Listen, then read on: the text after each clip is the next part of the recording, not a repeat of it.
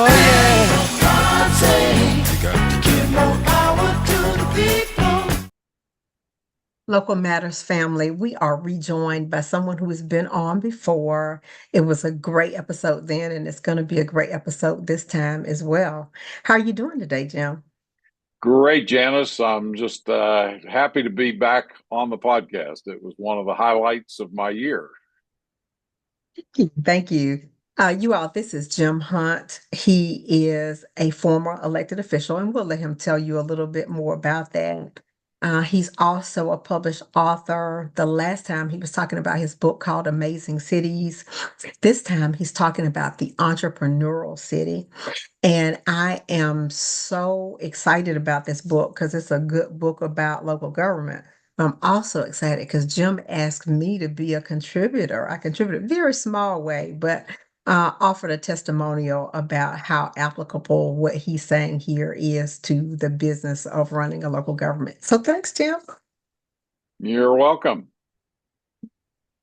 If you could give our audience a little bit more about your background, how you Well, decided to become an elected official and all that stuff.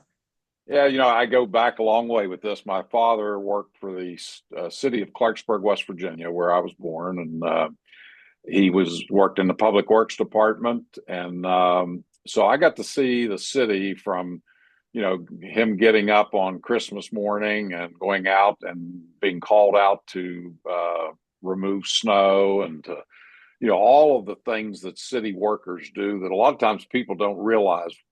They get an idea what police departments do, and my son's a police officer, and but fire departments and code officials and all, and public works. And so I've been a city person my whole life. Although I live in a small city, it's really one of those interesting things as I kind of took my journey through the National League of Cities, is that there's so much in common with small towns and big cities and all. And I think if you live in a city, you experience some of the challenges and some of the opportunities. And I tend to believe there's more opportunities than challenges, but a lot of people that live in cities look at it like, oh my goodness, I have to put up with traffic, I have to put up with my neighbor who's just 5 foot away from my house and all. And we realize that cities bring a lot of value. And I've just been a person who I got elected to my local city council. I served as mayor. I spent 27 years and then just went on an incredible journey of getting active with the state municipal league. And I was president of the West Virginia Municipal League. And then a dream, which really was a dream because I never thought it would come true, was I was active with the National League of Cities, but very seldom do you ever have a small town city official uh, go up into the leadership of the National League of Cities. And it's been, Indianapolis, Washington, D.C., Charlotte, North Carolina, all of those places.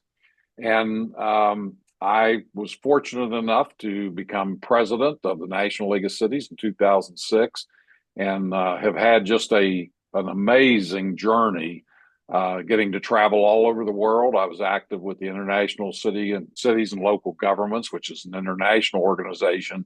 So I've been really blessed. I always say that, long ago I was told that you don't wait for, sit around waiting for opportunity to knock on your door. You got to get up and bang the door occasionally. And I've done that. And it's really been a pleasure to meet all the people, especially just like you, Janice. We'd have never met had both of us not chosen local government as something we love. So I'm just happy to be here. And the people I've met over the years, um, local governments are like any other part of society, but I found some of the nicest people, lifelong friends, are people that have dedicated their lives to public service and spent, a lot of their time away from families and so forth with local government.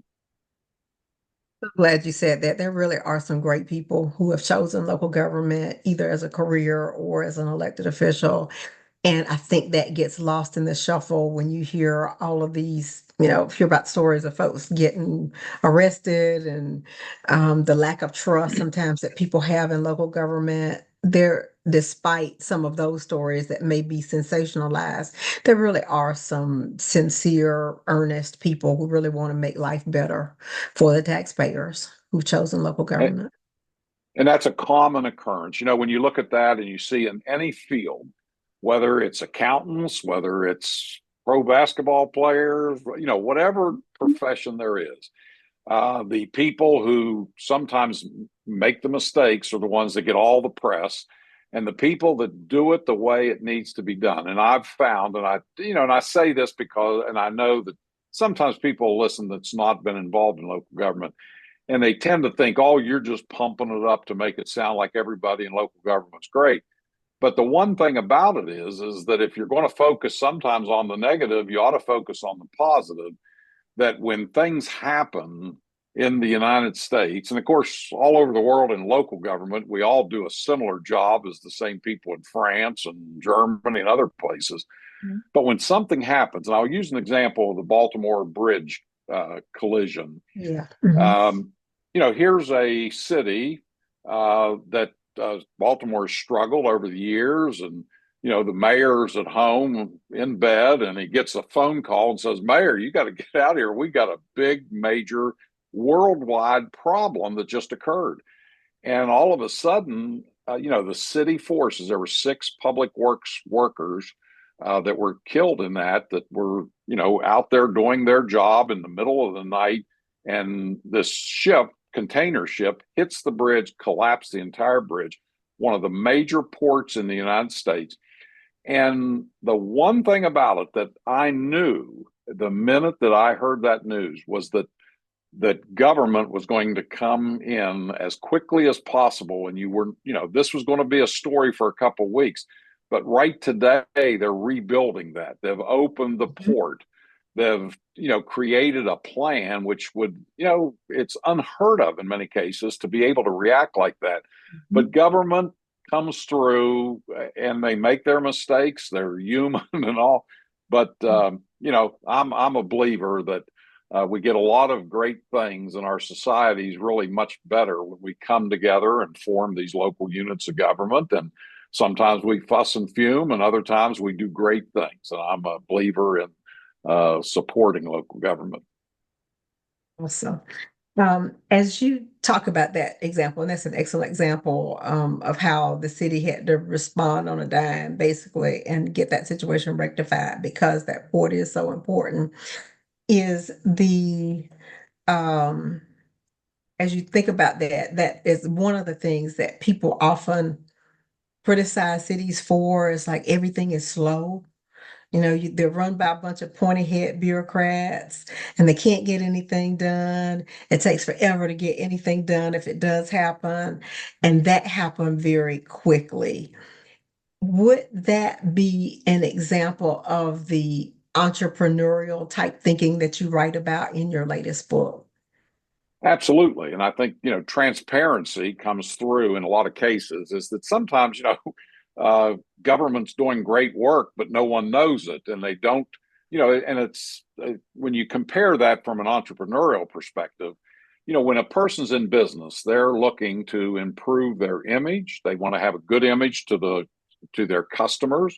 They want to, the reason they build, you look in, on my background there, the reason that companies have built big skyscrapers over the years, because they want people to notice them and their brand and know that they're substantial and solid. And that's where I think in a lot of cases, cities can take a lesson from that, is that when a truck pulls up, and just let me give you a quick example. Let's say you're getting a package from FedEx, and the truck pulls up. It's like 30 years old. There's graffiti on the side of it. It's smoking and all of that. When that driver, and he comes in, he's got a T-shirt and sweatpants on, says, "Hey, here's your package."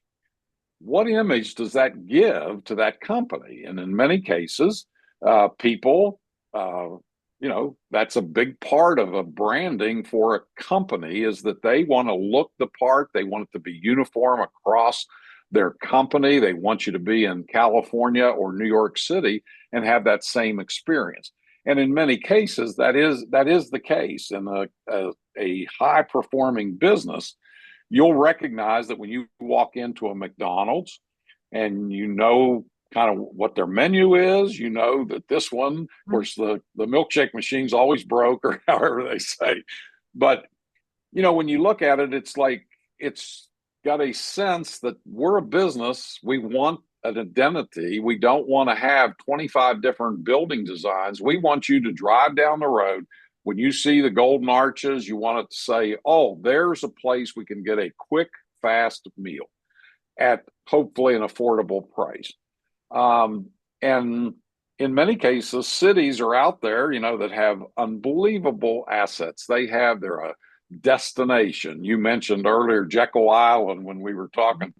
You know, Jekyll Island, it puts a picture in my head because I visited Jekyll Island, but it's probably been 40 years ago, the last time I was there. But I had such an impression that I thought, oh my goodness, when somebody says Jekyll Island, it puts a smile on my face, gives me a sense that, boy, I bet it's just as good as it was when I was there. And that's what cities in a lot of cases sometimes forget, is that, you know, they have many ways of getting their message out. They have many ways of connecting with the public.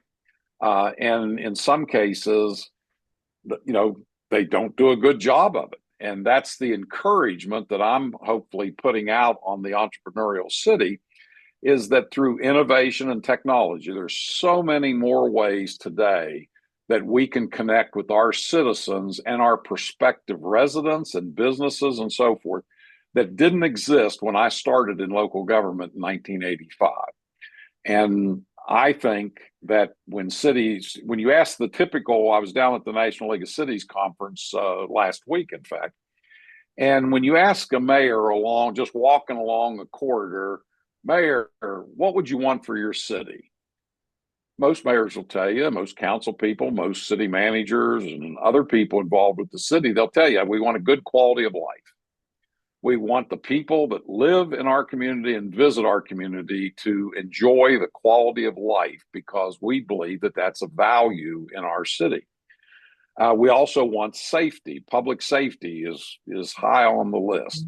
We also want a healthy job market, and we want to have available jobs for when people move to our community. We want them to be employed and to have opportunities and so forth.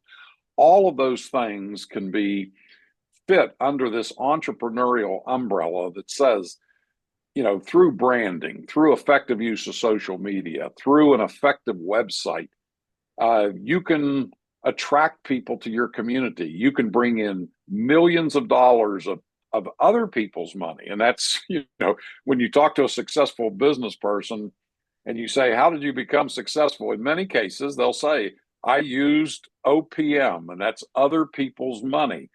You know, that you started a business and it came because you were able to partner and so forth. And that's where cities, I think, can really benefit in this time and age. Okay. As we talk about Jekyll Island, I want to go back to inform our listeners about how that came up in our conversation a week or so ago. I was at the Georgia City County Management Association Fall Conference. We held that in Jekyll Island. We always go to a different location for our fall conference. And I have been to Jekyll a few times within the last few years, but it wasn't for business. It was for pleasure. So I'm just hanging out at the beach. So I get there, find out it's a beautiful conference center that they've got set up there. That's within walking distance of a couple of brand new looking hotels. I mean, it was really a good experience being there, to your point. And one of the sessions that I was a part of was something that I was asked to help facilitate, and that was for new city and county managers in Georgia. The Carl Vinson Institute of Government teaches a day-long course, and they ask a few seasoned managers, translation old folks like me, ask us to sit there and kind of help the new ones. And they have a curriculum design, but we interject with stories and we facilitate discussions at our particular tables. And one of the questions we got started with is, should government be run like a business? If I ask Jim Hunt that, what does he say?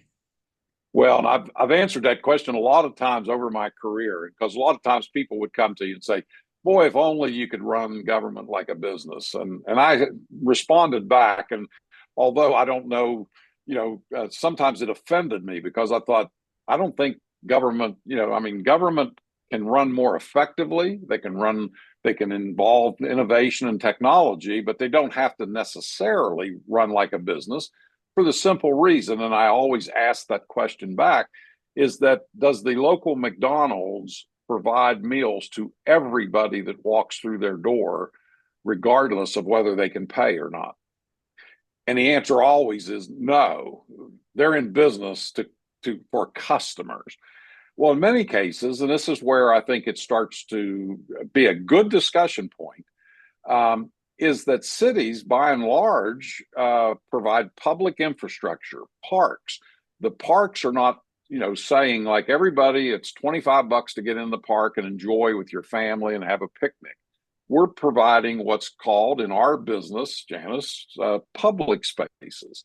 And a public space is something that is provided to the public as an amenity for living in the city. So we provide a lot of playgrounds, recreational facilities, and all. And generally, now I will say this, in a lot of cases, we opened up a water park in our town, and I had talked to the park director as this thing was being constructed, and it was going to be beautiful, and it is beautiful. It's been a great asset.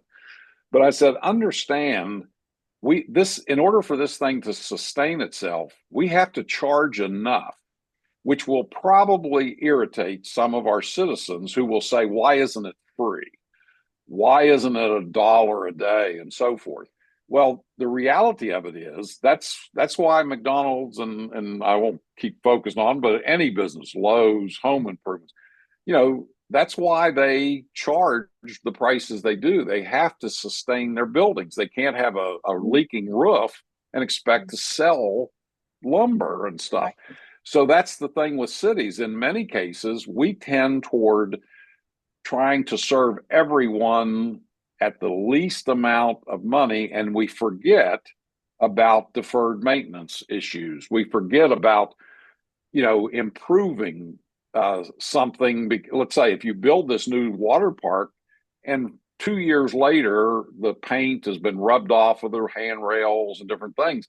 In order to keep it first class, just like Disney. And I think Disney maybe is probably a good example because it does mimic, the landscape is like Main Street, USA. But at Disney, there's a well-known, and you can look it up online, but Disney requires that, litter just doesn't exist there. Right. Something is spilled and whatever. Every member of the team at Disney World is instructed, here are the qualities we want. And every one of you is responsible to make that happen. And so if you translate that into local government, I'm a believer that when a police officer is driving through town on a day and he sees something, he or she sees some, let's say a broken window, a trash can that's spilled over and blowing garbage all over, they have an obligation, because they're part of the team and they're part of the brand of that city, to clean it up, or to call it in and say, hey, you better send out a truck here. There's been an accident, there's been this, or something's blown over. And what you'll find, I think, is the more effective entrepreneurial cities that engage all of the workforce, that when you're working for the city of Smyrna, Georgia, and I was with some of the folks from there this past week, when you're there, if a council member is driving home and they see stuff, and I did this literally hundreds of times, Janice, I'd be driving home from a council meeting. I'd be out doing my, going to the park, and I would see something and I would jot it down on a piece of paper, and then I would send it. And I go back before email was a thing. Yeah. So I had to really make an effort to report things that were, out of kilter in the city. And as technology evolved, I started thinking technology was designed for city officials, because I can take my phone, take a picture of something that's, broken, or street Mhm. lights out and whatever. The GPS on the phone will tell exactly where it is. I can send this to either the city manager, or however that process goes in your particular city. But I would send it in. I would say, the brown house on 15th Street, here's a picture of it. Here's what I'm seeing. This needs to be fixed. And the technology now that we have in cities can make this, I think, can make cities amazing and entrepreneurial through the use of this innovation and technology. Absolutely right. And that reminds me of so many things from my first job as an assistant city manager. I believe when I went into the interview, if I'm not mistaken, one of the questions the city manager asked me was, evaluate this statement: government should be run like a business. And I'm sure my answer was not as eloquent as the one you just gave, but it's really something we have to differentiate. And one of the things that we concluded last week in our session was that government should be run in a business-like manner, but it's not a business. And we shouldn't run away from that. It's just not one, based upon those factors that you just described. And also, when you were talking about seeing something that needs to be fixed when you're driving down the road, I would consider it a success when many employees, hopefully all of them, feel like they're obligated to report something like that. It's not just the city manager, it's not just the elected officials. It might be some guy in the fire department, but he sees something that's not right, and he has as much of a stake. I mean, I remember a former municipal court judge saying that, I feel like I have this much of a stake in the place, and I call in stuff if I see something that doesn't look right. So actually, I think that is a successful organization when everybody has their eyes and ears open for things like that, and they make it a business to make sure that the right people know, make it their business to make sure that the right people know. Well, and sometimes we make a mistake in thinking that Disney World, that when you go there, that suddenly these young people that work at Disney World, suddenly in their minds have thought, I don't want there to be litter. That's not true. Somebody instructed them. They have training, they have standards to meet. And those are the things I think a lot of times we miss out on, because one of the common threads that I hear from local government employees is that we don't feel part of a team. It feels like we're in these silos in City Hall. It feels like that if we call in something to the code department, it feels like we're kind of spotlighted as this person's a tattletale, or they ought to stay in their own department and not go out.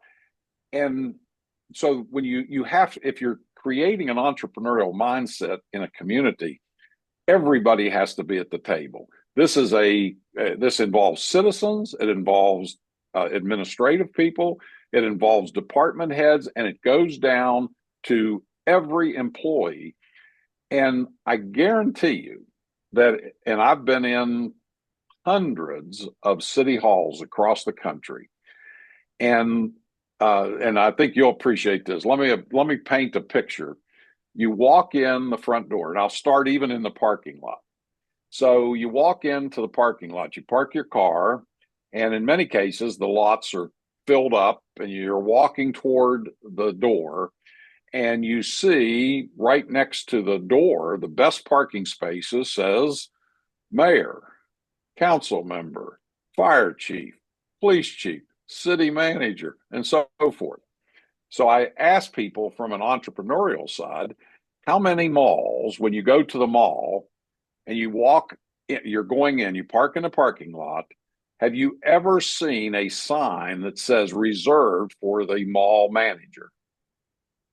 Never. Never. And we think sometimes that, that this is thinking like an entrepreneur, and it's not. You don't have to be a business to think this way. But when you go into a city hall, and I've given this tip to many people around the country, is that if you want to be more entrepreneurial, go out there and take the signs down for the fire chief, the city manager, the city clerk, everybody, and put up a sign that says these parking spaces are reserved for the people that make our community special. These are for our visitors and citizens, whatever.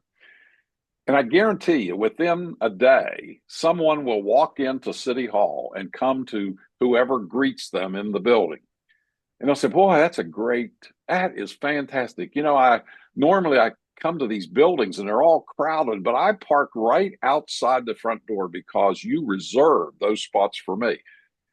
And I'm telling you, the business sector gets that, because the mall makes no more money when the manager of the mall is parked right outside the door, but they do make money when there's a customer parked outside the door.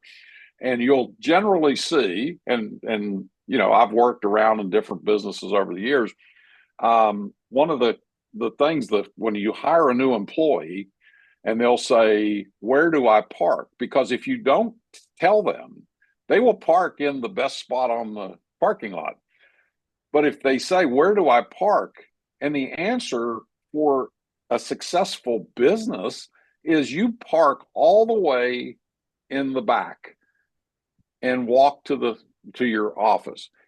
And the reason they're doing it is not that they don't like their employees. It's the fact that, it sends a message that's so positive to your customers, to your citizens, that doing it can change. I mean, it can change an attitude. And then you'll see, when you'll come to work in the morning and you'll see the city manager walking all the way and parked in the worst spot in the lot. If you're an employee of that city, that leadership, and that's what I call entrepreneurial leadership, when you're walking to your office and they think, my gosh, if Janice can park all the way over there and she's got meetings, she's got all sorts of things, she needs to be in that building. But you're like, no, in our city, we value our customers, our citizens. And I just think that once that's in your mindset, then you start looking at walking into City Hall. You get to the front door and you say, what's our experience like in our City Hall? If we walk in and there's a glass partition and there's a little microphone thing that they have on some cities, I was in one not too long ago, and it's got a microphone. It's like the person's only 2 foot away from you, but there's this bulletproof glass, and they got this like at a bank, and some banks have. And I'm always fascinated by it, is that you walk in and you're like, this is where I live. This is where I do business. I pay taxes. A visitor from out of town might stop. A school group might come in. And you're like, what's your welcome like? Because if you go in, and many of us have gone into some places where crime is high and so forth, if you go go up to a convenience store and there's got plexiglass and all sorts, and they have a little door and they open it up and hand you a quart of milk, your image of that is like, oh my gosh, I wish I could go to Winn-Dixie or something that's, welcomes you. So like I said, I think there's so many things that when you get that entrepreneurial mindset, this will go. It's like any good idea, I believe. It's not what my suggestion is. I just want to describe what I believe is an entrepreneurial mindset, and then people can take it and probably take it further than I could ever imagine in my life.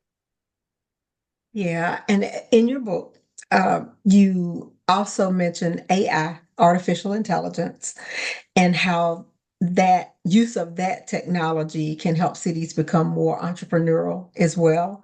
And that also reminded me of the changes you were talking about, how much the environment had changed since the mid 80s. Hey, yes, everything is different now than it was when you and I both started in local government. Can you talk some? I think a lot of us are afraid of AI. That's why I wanted to bring that up, because it's like, artificially generated images. You can pretend to be somebody else. You can replicate somebody's voice. It all seems so scary. And then there are those who feel like they may lose their jobs to AI. Where does AI fit in this whole Well, I think, business of becoming a more entrepreneurial community? yeah, I think that AI is something, it's a tool. And like any tool, if it's used incorrectly or allowed to dominate any sector, it's probably going to have it needs guardrails. And I think that's been the big talk across the AI, whether it's in local government, state government, federal government, or in businesses too. But AI as a tool is probably something that, number one, we can't stop it. I mean, the cat's out of the bag. They have developed technology. So if you and look at it, I think in one respect, we carry, and I have one, with me at all times. Oh, you can't see it; it's my phone. So,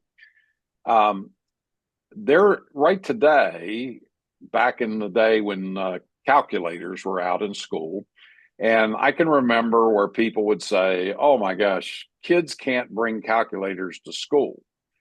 And the one reason that people always gave, they said, "You think you're always going to have a calculator at your hand, right in your hands?"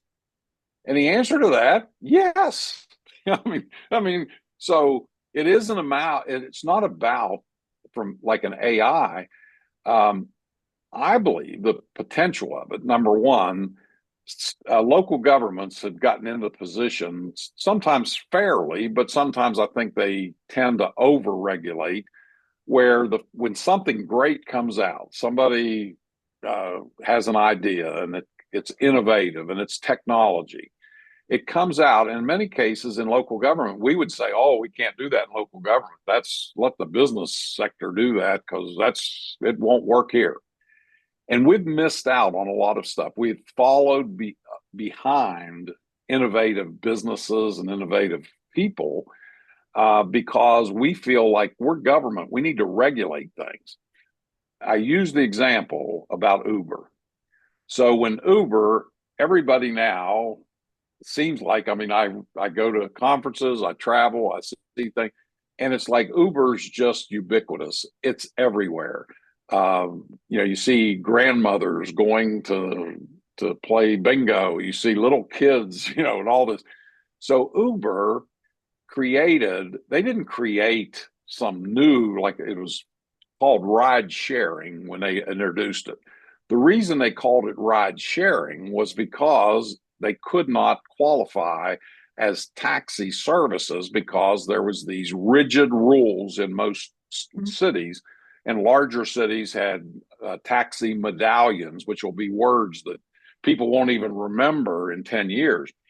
But when that happened, taxis had a monopoly, and they would limit the amount of supply. And that's why it frustrated people when you'd be out on a corner waiting for a taxi and that never show up.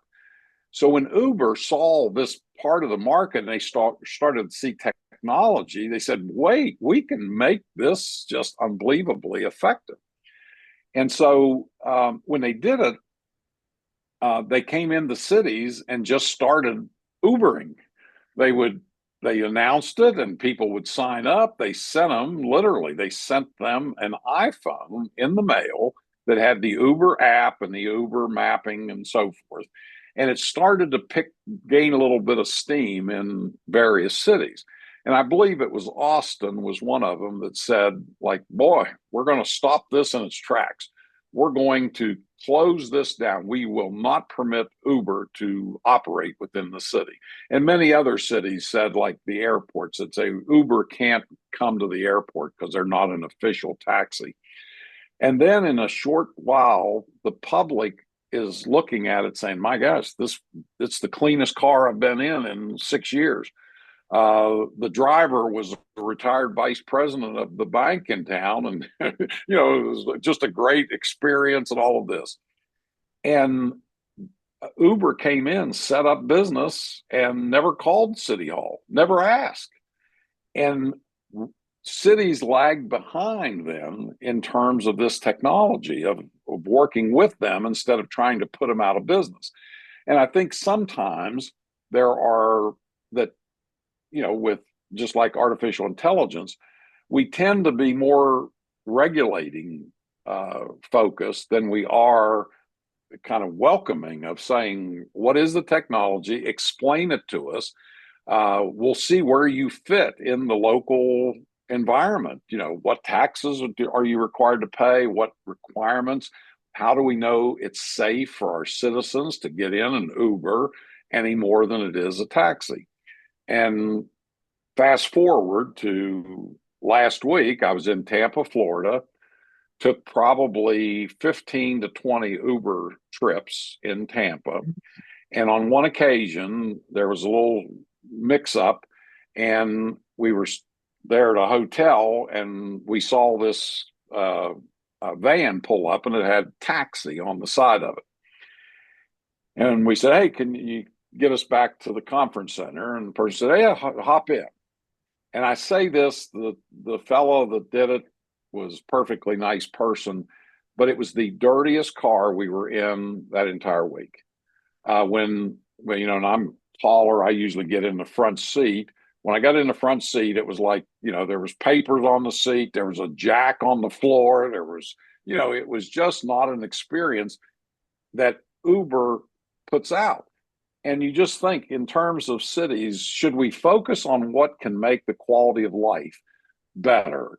Should we focus on innovation and technology? And that's why I believe, like with artificial intelligence, in order to understand it, there has to be through state municipal leagues, through ICMA, the International County Managers Association, the subgroups like the Georgia City Managers Association and all, that people needs to dive deep into AI. They need to look at what are the benefits. And I believe the benefit that comes out of it is that the better we understand it, the quicker we're going to be able to adopt to it. And I talk to people in the business world every day, and I'll ask them, are you using AI? And surprisingly, I'd say, I don't know, and I don't know this officially, the data, but I don't think that they're necessarily smarter about AI than anyone else. It's the fact that people that are using it that have actually signed in and do it, which I have, and you realize, my goodness, this will not go away. It's very interesting and effective. It also has terrible outcomes from it. I mean, it, like you said, impersonating people. We could do a podcast that taking what we put on here, and it could have completely different content, and you would never know it. It would be our faces, it would be our backgrounds, the whole deal. And the idea of that is not that we should, I don't know how you outlaw it, because then it's kind of like when you outlaw it, only the outlaws have AI.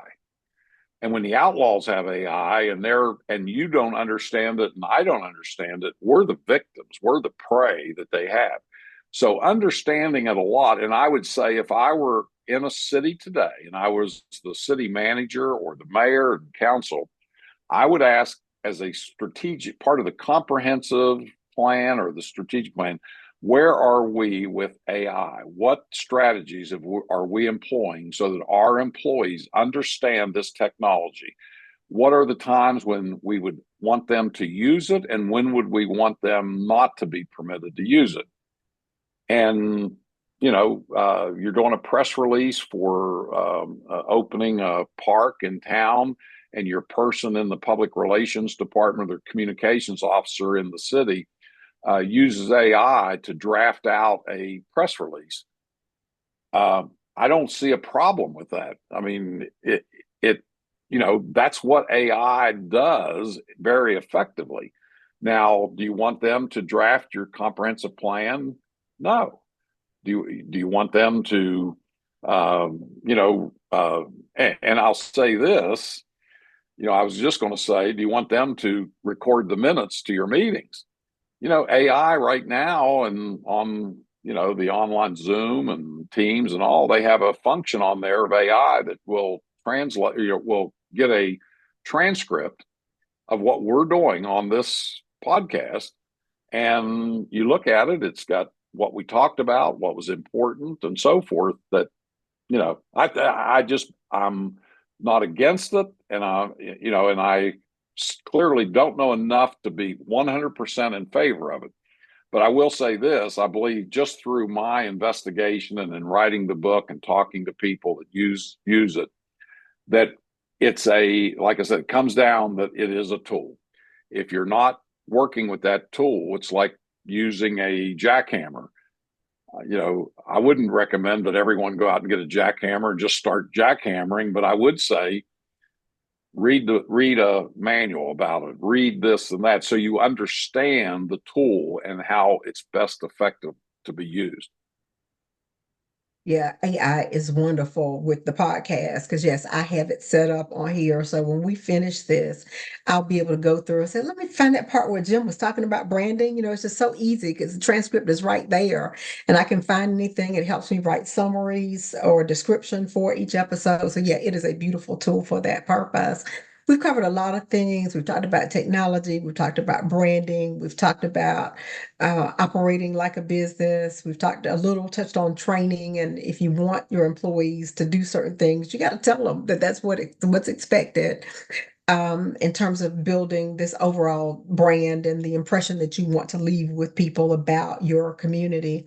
One other thing I want to hit on before we close out, and that is the topic of collaboration, inviting others in. Should governments be inviting others in to help them solve their problems? Oh, I think so. I mean, in today's times, technology has changed the world. We know that. And it's moved so quickly that it's just advancements come out now. It used to be, every 10 years something interesting came up. Now it's every 10 days. And the collaboration part, public-private partnerships, working with the private sector without giving up the control in many cases of projects and so forth. But I believe that, public-private partnerships are something that cities are already doing. Virtually every city in America has public-private partnerships. But the challenge of that, if you don't understand public-private partnerships, you may be on the short end of a public-private partnership. And most people that's been in the business will tell you that had 2 years after they entered into a public-private partnership, they learned it so much that they would have not signed that agreement at that way. They would not have done it. And a lot of times around energy contracting and so forth, a lot of times people thinks, oh, geez, we'd like to have LED streetlights. That's innovation and that's technology. But we're going to do a public-private partnership with a company to do it. Well, my belief is without understanding exactly what's going into that, the company may be charging you triple what it should be. So the more local governments understand public-private partnerships, the more they understand the private sector, I think the more effective they can be when they're negotiating contracts, when they're buying things. We're in the city where I live in West Virginia. They've had somewhat of a crisis in the fire department because they wake up one day and one of their major trucks has a rusted or a broken frame. At the same time, and Janice, you'll appreciate this, nothing happens in ones and twos in city government. There's always, when one thing happens, something else happens, and then something else. And it seems like they're clustered. So when this one truck goes out of service with this broken frame, the head gasket on one of the other fire trucks blows up. So all of a sudden, you've got 2 trucks down, and they went to a fire the other day, and it was in our local paper where they carried a hose in a pickup truck. And I live in a place where, I served for 27 years. We have a first-class fire department. We have great fire professionals, and we've invested millions upon millions of dollars for this stuff. But reality exists. In local government, you're always being tested. And if you're not employing some fleet management, uh, uh, protocols in local government, like private sector has done for years, and many cities have very effective fleet management. But when you see the people that need fleet management the most are the ones that have the smallest fleets, because they don't have the spares, they don't have the cushion to work through a crisis. But these are like I said, I think the thing that I want to get across the most is that this is a learning opportunity on something that a lot of us just don't think about.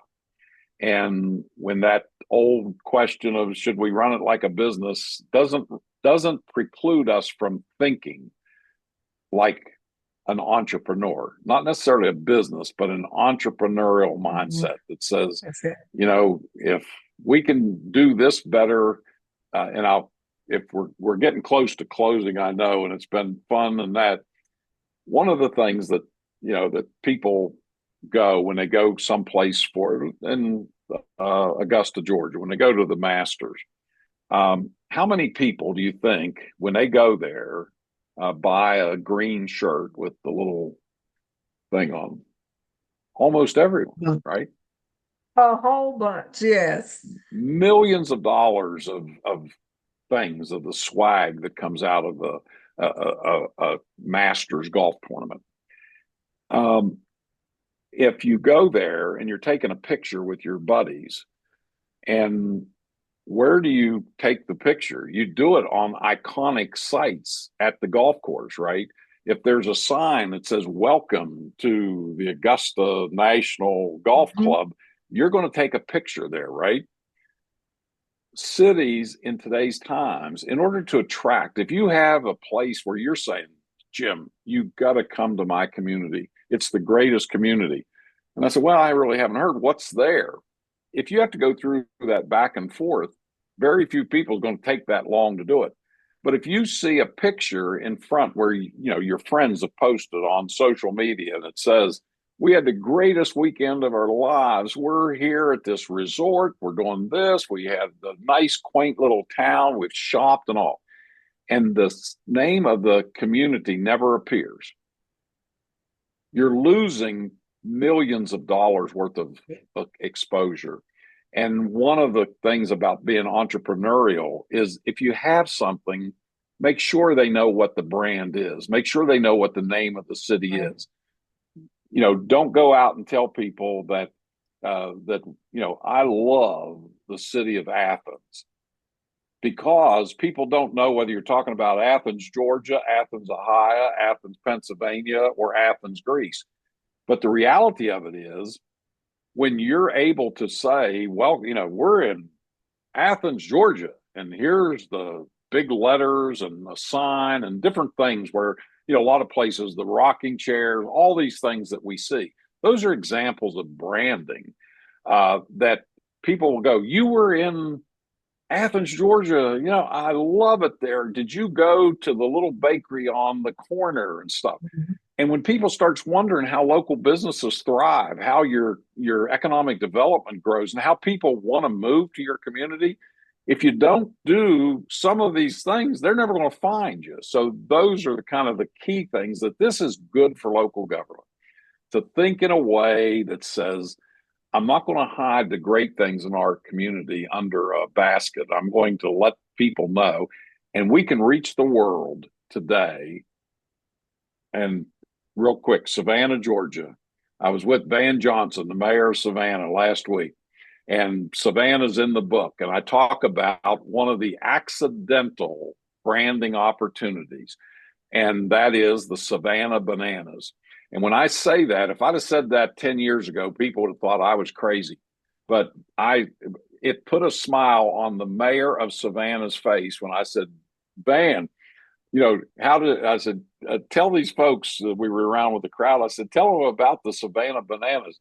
And I mean, all of a sudden, something that's purely accidental, it rhymed, it was a good, punchy thing. It's become incredibly popular.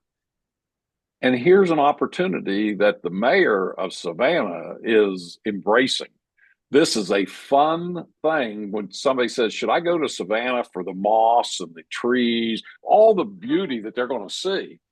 But if their 19-year-old kid or 16-year-old kids are saying, I want to see the Savannah bananas, you're going to Savannah and Savannah benefits. So that's kind of a ribbon around it, that there's some opportunities here that are just unbelievable.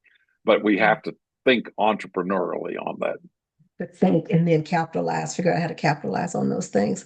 This has been a fascinating discussion. If people want to get copies of the Entrepreneurial City, please tell us where they go. They would go to www.amazingcities.org, and you can put on there, if you want it signed, I'll sign it. If not, I won't. But you can. It's easy to get. You so much. My copy is signed, everybody. So I enjoyed that. I'm glad, so glad to have that. Jim, now that I think about it, you're going to get a chance to go to Tampa 2 years in a row because ICMA, the International City County Management Association, our conference is in Tampa as well. So NLC 1 year and then ICMA the next. They're following them. Janice, I this has look been forward to fun. seeing you there. Great.